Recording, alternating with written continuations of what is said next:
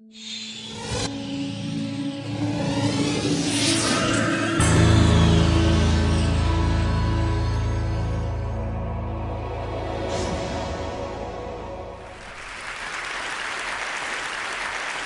2007, I decided that we needed to reconceptualize how we thought about economic development.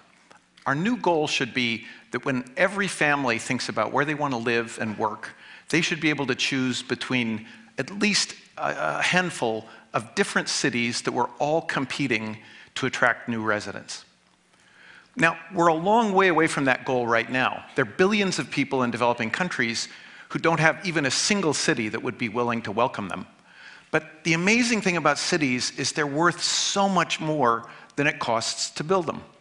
So we could easily supply the world with dozens, maybe hundreds of new cities.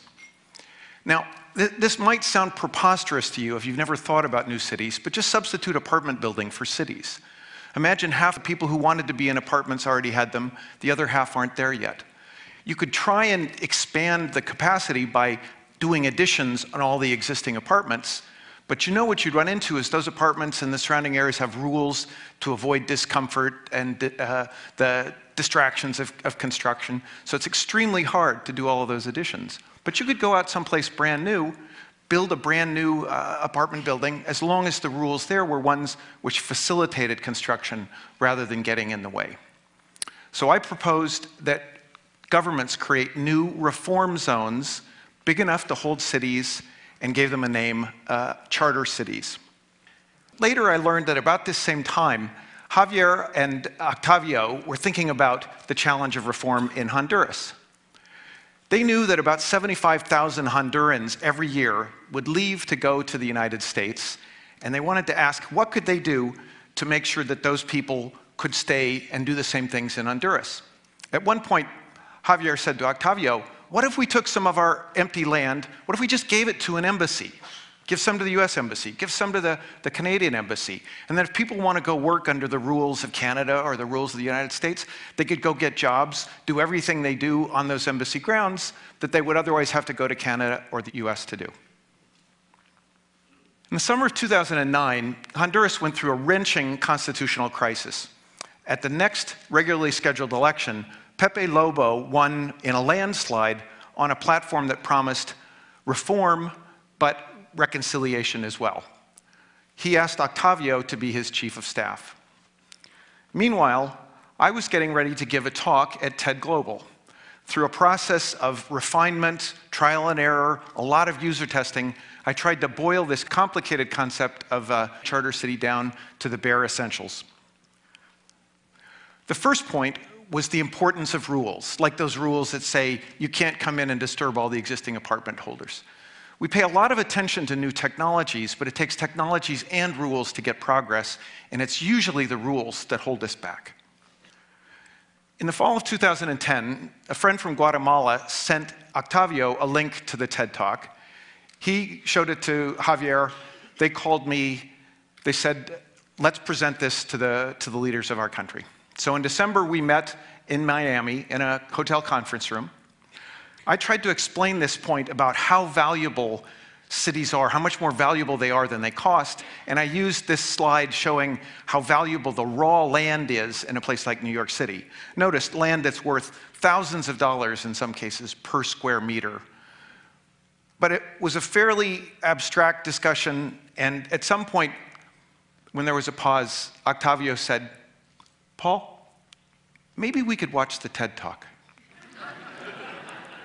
So the TED Talk laid out in very simple terms, a charter city is a place where you start with uninhabited land, a charter that specifies the rules that will apply there, and then a chance for people to opt in, to go live under those rules or not. So I was asked by the president of Honduras, who said that we need to do this project. This is important. This could be the way forward for our country. I was asked to come to Tegucigalpa and talk again on January 4th and 5th.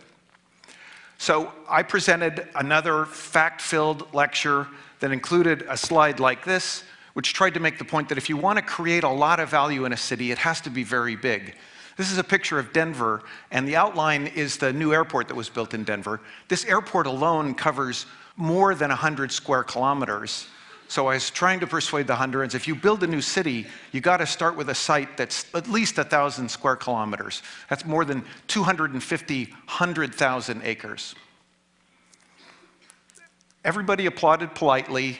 The faces in the audience were very serious and attentive.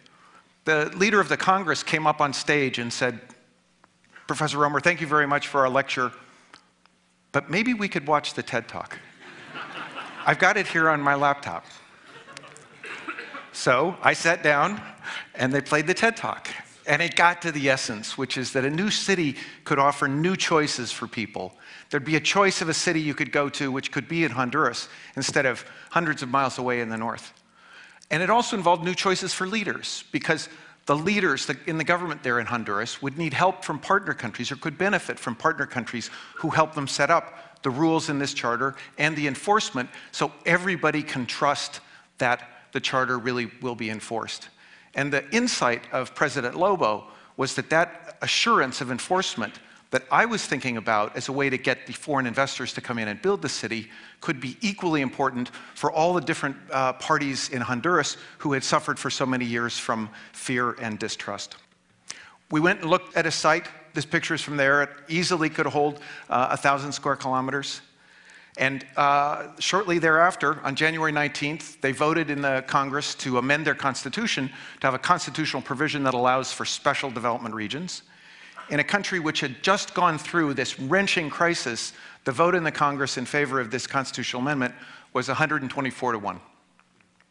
All parties, all factions in society backed this. To be part of the Constitution, you actually have to pass it twice in the Congress. On February 17th, they passed it again with another vote of 114 to 1. Immediately after that vote, on February 21st to the 24th, a delegation of about 30 Hondurans went to the two places in the world that are most interested in getting into the city building business. One is South Korea. This is a picture of a big new city center that's being built in South Korea, bigger than downtown Boston. Everything you see there was built in 4 years after they spent 4 years getting the permits. The other place that's very interested in city building is Singapore. They've actually built 2 cities already in China and are preparing the third. So if you think about this practically, here's where we are. They've got a site. They're already thinking about the site for the second city. They're putting in place a legal system that could allow for managers to come in, and also an external legal system. One country has already volunteered to let its Supreme Court be the court of final appeal for the new judicial system there. There's designers and builders of cities who are very interested. They even can bring with them some financing. But the one thing you know that they've already solved is that there's lots of tenants. There's lots of businesses that would like to locate in the Americas, especially in a place with a free trade zone. And there's lots of people who'd like to go there. Around the world, there's 700 million people who say they'd like to move permanently someplace else right now. There's 1 million a year who leave Latin America to go to the United States. Many of these are a father who has to leave his family behind to go get a job, sometimes a single mother who has to go to get enough money to even pay for food or clothing. Sadly, sometimes there are even children who are trying to get reunited with their parents that they haven't seen in some cases for a decade.